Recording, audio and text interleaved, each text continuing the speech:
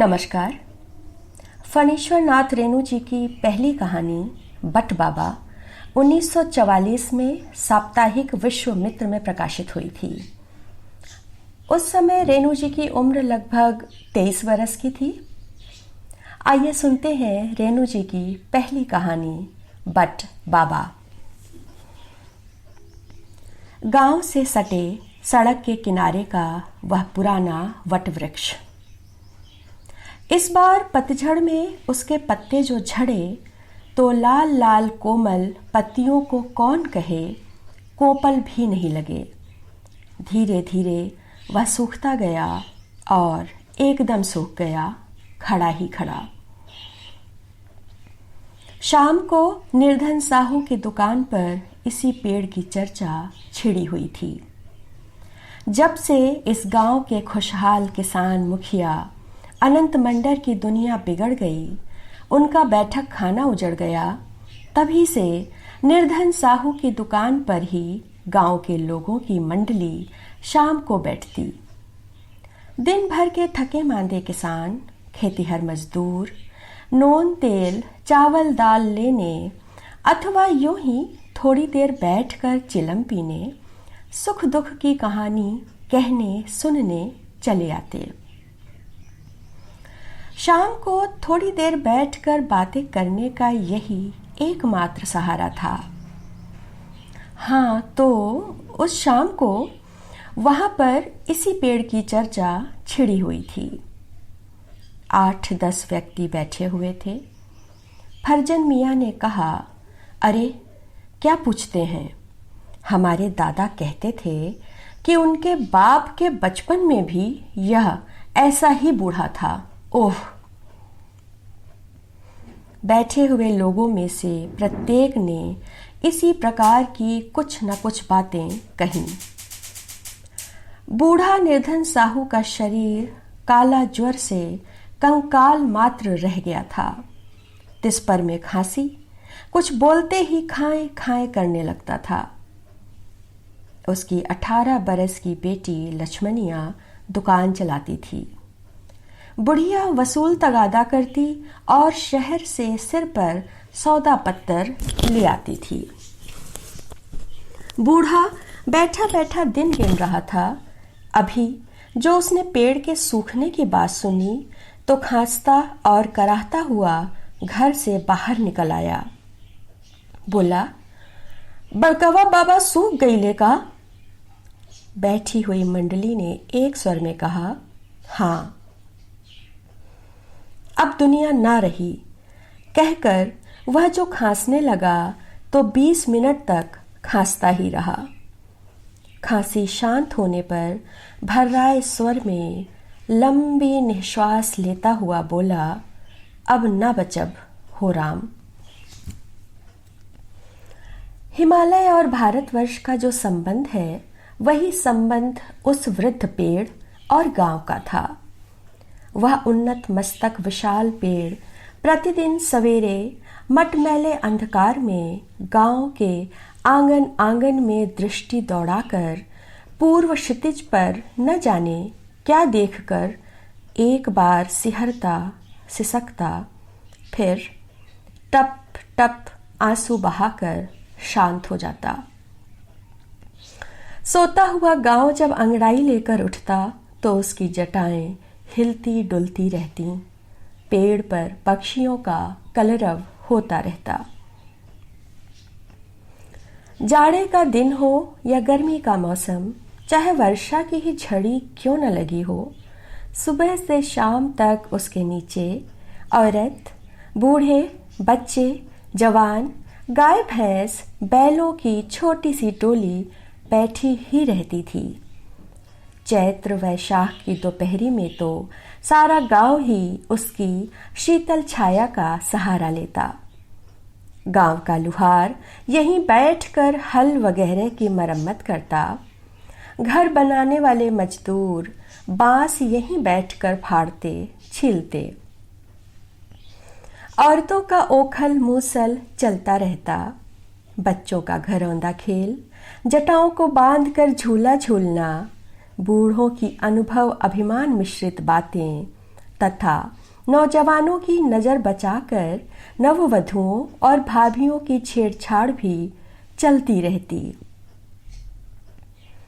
पेड़ की एक तरफ की जमीन में अनेक खुदे हुए काले चूल्हे, उसके पास जली अधजली लकड़ियां सदा बिखरी रहती।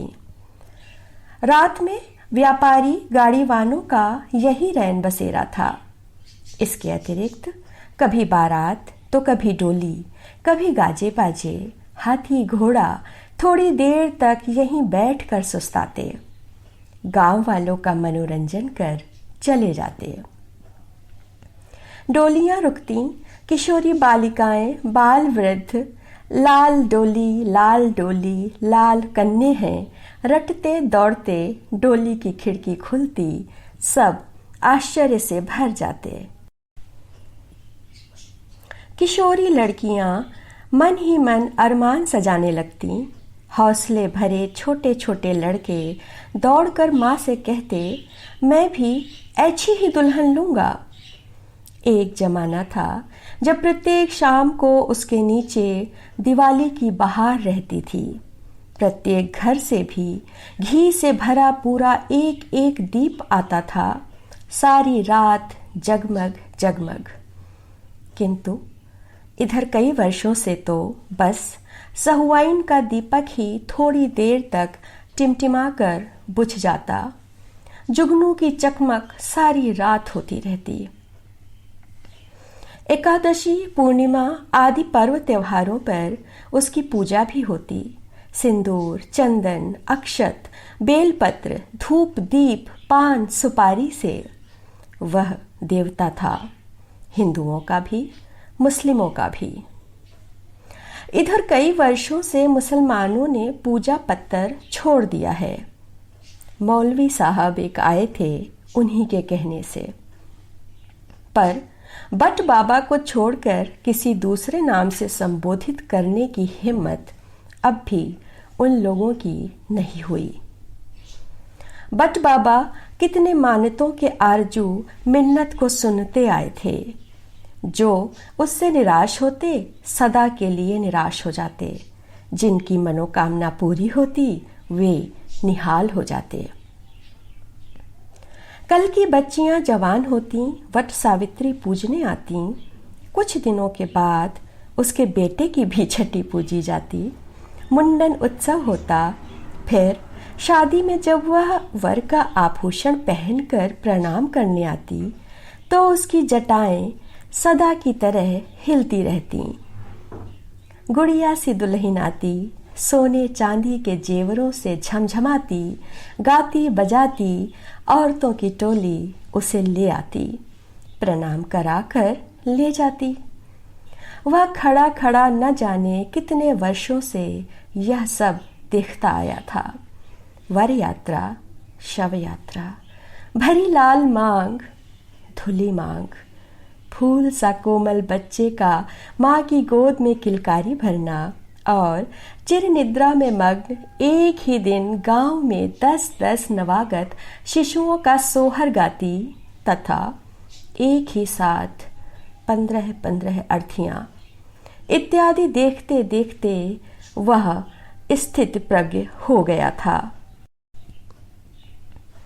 इस बार वह खड़ा खड़ा ही सूख गया।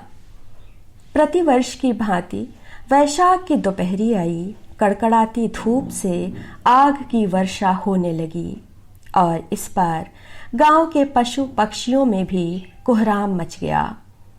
आने जाने वाले राही, बटोही, गाड़ीवान एक निराशापूर्ण दृष्टि से पेड़ की ओर देखकर आपस में कुछ बोलते चालते चले जाते।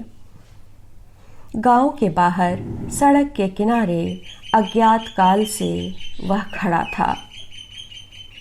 ऐसा मालूम होता था मानो भय से हार्ट फेल करके मरे हुए विकराल राक्षस के कंकाल को खड़ा कर दिया गया है। मुंह और आंखें भय से विस्फारित, दोनों हाथ उठाए हुए कंकाल की तरह।